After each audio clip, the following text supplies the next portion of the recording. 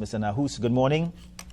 Good morning. All right, so we're hearing you now. So, Mr. Nahous, well, yesterday the Prime Minister called a National Security Council meeting. A number of things would have been discussed at that meeting. He expressed concern over the use of illegal high-powered assault weapons in this country, and an agreement was reached to deploy in a coordinated and collaborative manner, sustain joint operations, particularly in areas where there is a known concentration of criminal activity. Mr. Nahous, anything else jumps out to you as to what the Prime Minister would have said yesterday? Well, nothing really. I wouldn't say anything jumps out to me except that this is the tactic that has been used over and over, and it does not yield any real results. Yes, you have to heighten policing at times of crisis. At unexpected times of crisis, you need to heighten policing especially. However, it seems that we have fallen into this cycle where there will be a murder spree, for example, of this weekend where we had 15 people killed in one weekend. And, okay, all hands on deck, but that effort can't be sustained indefinitely. And that acts as a crime suppression method. But if you don't strike at the heart of these gangs, and you don't actually deal with the crime situation itself, this is just putting a band-aid on a sore that's festering, and it's going to get worse. They're going to have to pull back on the troops, as in you can only call out for so long.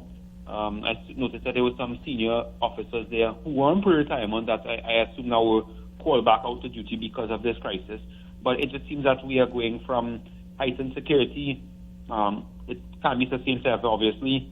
Then it spikes back up, gets even worse, and it just keeps repeating. And we're kind of going downhill from here. Yeah. Mr. Nahous, I don't know if you would have seen the newspaper this morning, but there were a number of interviews done with religious leaders, and at least one of them is calling for a curfew. Now, just for information's sake, Mr. Nahous would have worked with former Police Commissioner Gary Griffith extensively in the past. I just want to put that on the table so that you know the sort of work that he would have done in the past. But how do you feel about a curfew, Mr. Nahous? So curfew, it doesn't make sense. And you see, you're calling a religious leader will call for this, and this person will call for that. You have to look at the persons who are actually experts in the field. And I'm not even talking about police. And I mean subject matter experts in different areas, which is what the former commissioner would have done. Hire persons, including myself, who are subject matter experts in different areas, which they do in the NYPD, which they do LAPD. They do it, different parts of the world, they do it. You need to have persons on board with that type of specialized expertise to add and supplement the law enforcement system.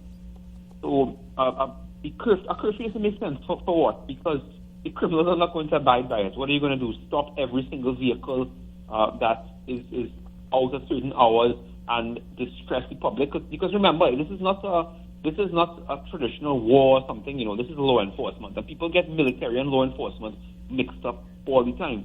The police have a job to do, but in the execution of that job, they need to mitigate the impact on the citizens as much as possible. One thing I would point out is that a big place this is coming from in terms of the slope we're going down is that the public trust and confidence in the police is incredibly important. That ties into my point there that the police are not a military force, in that they need to gain that trust and gain that confidence of the public. And locking down here and locking down there is not going to do that. I'm not saying it's not necessary at times, but it's really not going to do that. For example, we would have worked very extensively to get under the former Commissioner Griffith, to get the public trust and confidence. I believe it was at 59%, somewhere around that.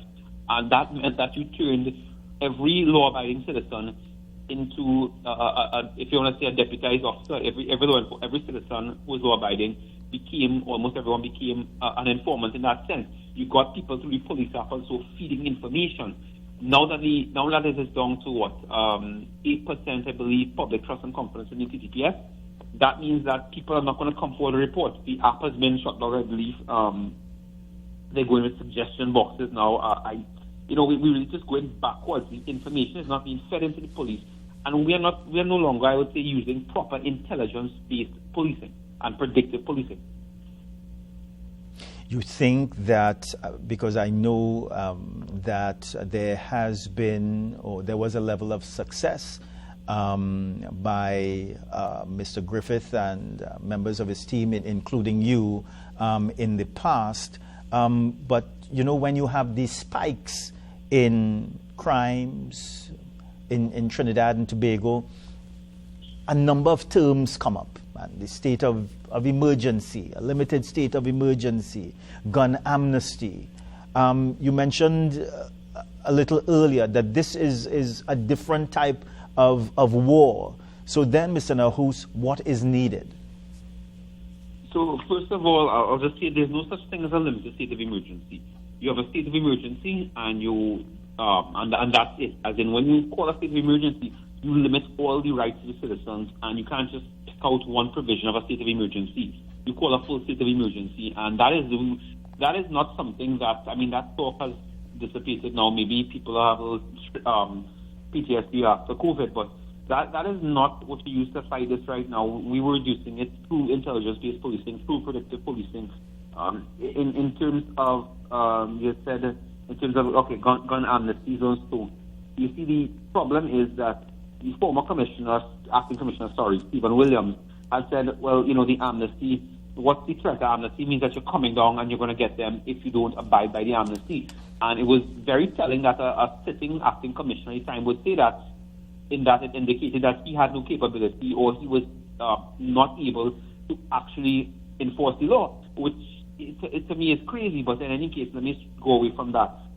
You hear a lot of things tossed out. There were things that the former commissioner did, Gary Griffith, that, and I was on that team, that we would have really done a lot of intel. As I said, if you want to intelligence-based policing, we needed the intel and we needed the citizens to assist. So I do agree with, you know, the Prime Minister, the Minister, when they say they need people to assist, people have to come forward.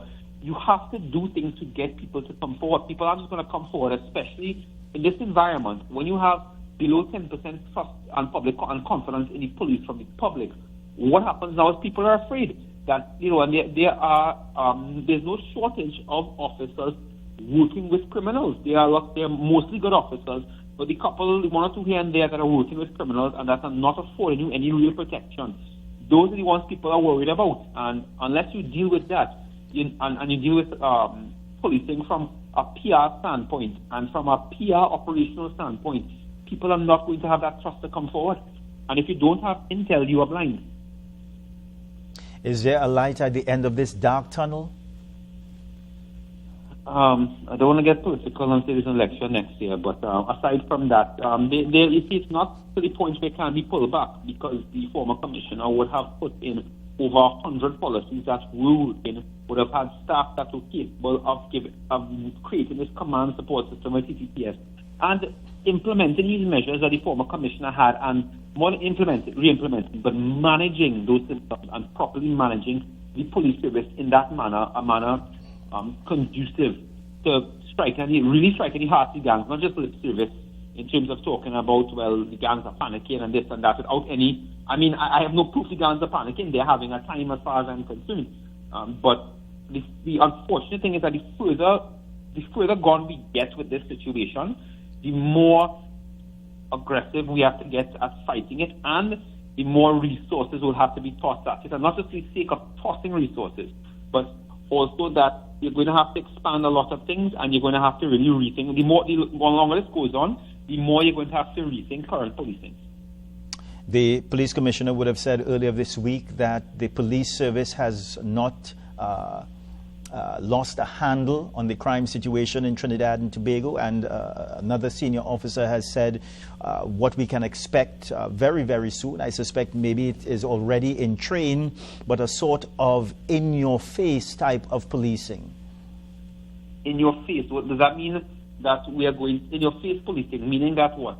That sounds to me like police are going to be stopping every car, or they're going to be aggressive over this. You have to be very careful in how you even name these initiatives and how you even portray them, because you could encourage young, maybe overly zealous officers into being very aggressive towards citizens and towards law-abiding citizens. And I don't like that term, in-your-face policing. It sounds aggressive to the public, not to criminals. Yeah. Paul Nahous, it's always a pleasure speaking. Just want to add in as well. If Yeah. you think that they have not lost a handle on the situation, 15 murders in one weekend, and that doesn't seem to be unusual nowadays. So I'm just throwing that out there. You can judge yourself. Yeah. Paul Nahous, it's always a pleasure speaking with you. Thank you My for pleasure. taking the time this morning. We do appreciate it. Bye for now. All right, so we Take care. must go to a very